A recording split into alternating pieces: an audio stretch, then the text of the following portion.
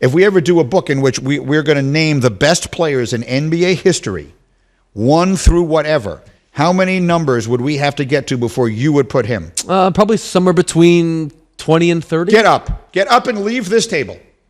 You're going to tell me that James Harden is one of the 25, let's just use this, greatest players, not numbers. Don't give me numbers. I watch basketball. I know who's great. You're going to tell me James Harden is one of the 25 greatest players that ever lived? When it's all said and done, I think you will be able to make an objective case, as I like doing, that he's one of the 25 or 30 greatest basketball players of all time. I think that's a real, on-the-table option. I understand there are a lot of people, myself included, as a Philly fan, that does not like the way that he conducts his business, but that doesn't take away from the fact that he is a brilliant basketball player and has been for a decade. He is a system, and that system never wins. I'll quote him.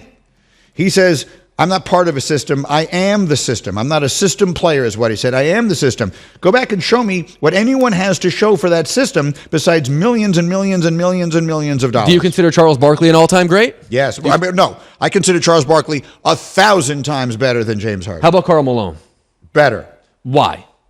They were just better players. I watched them play. They contributed to winning a hell of a lot more. Charles Barkley ran into Michael Jordan. Karl Malone ran into Michael Jordan. Yeah, and James Harden ran into the Warriors dynasty. Once. The rest of the time, he got beaten down in everywhere else and didn't show up in any of them. He was the reason his teams lost all those games. Yeah, but you're using anecdotes over body of work. Like, that's one way of doing it. But you have to include both as options in deciding what a player's legacy is. There are two sides of this coin. James Harden absolutely is a choke artist, absolutely is a selfish player, absolutely never won at the highest level. But he's also a brilliant player who, by the way, did play. He didn't load manage for most of his prime. No, I like that about him. He was genuinely, he averaged more than 30 points a game in 3 consecutive seasons. He averaged more points a game than all but Michael Jordan in a season since Wilt Chamberlain. We can't discount things that also matter to us. Like, no, there's one very specific thing. He did not reach the top of the mountain, and we don't like the way that he conducts his business. But if you just look at the back of the car, like the back of the baseball car. Who's a better player historically, Chris Paul or James Harden? James Harden. Get out of here. James Harden's a greater player historically. No way that you're going to, all time, if you're starting a team and you can have them through their primes, you would rather have James Harden than Chris Paul? Yes, absolutely. Yes. Chris Paul also hasn't done any winning himself. No, but I mean, I would take Chris Paul ahead of James Harden. How about you? How about Allen Iverson? James Harden is a greater player than Allen Iverson. Get out of here. What are you talking about? Did you watch Allen Iverson play? I watched Allen Iverson play 80 games a year for half of my life. And you would take James Harden over Allen Iverson? There was nothing on a basketball floor in which Allen Iverson was better than James Harden. Not one single thing. James Harden is one of the 15 or 20 best passers and 5 or 10 greatest scorers in the history of the NBA. You can't simply point to games 6s and 7s, specifically across playoffs, and say, look, that guy sucks. The reason we think that guy sucks is because we know what he's capable of, not because he sucks. James Harden is a brilliant basketball player, and I hate defending him, but there's a reason why Daryl Morey is going to the Hall of Fame, and it's because of that guy. It's because of James Harden. They made the right decision in bringing him to Philadelphia.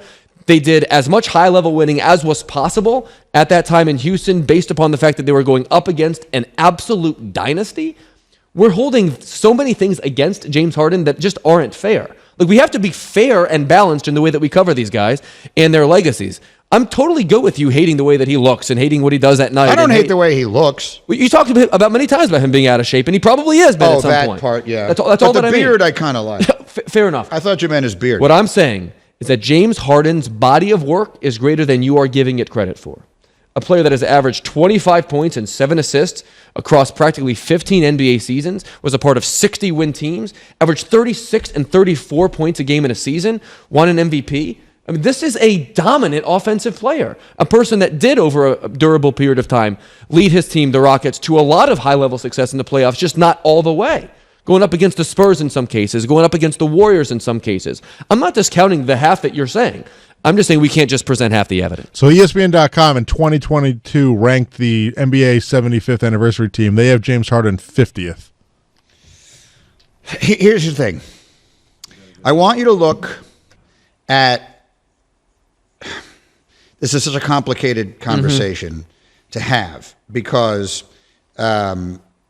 there are things, well, whatever. I don't want to get into things that people know and that you hear and all that kind of stuff. Sure. Professionalism is a big part of being an all-time great player. Taking big games seriously. Being in the NBA Finals and doing what it takes to be at your best in those games, even when they're being played in Miami, matters historically. Mm-hmm. I'll leave it at that. All I'm saying is... Does scoring 25,000 points matter historically? I mean, yes, a little. But, I mean, you want to talk about... In baseball, we use the term compiler.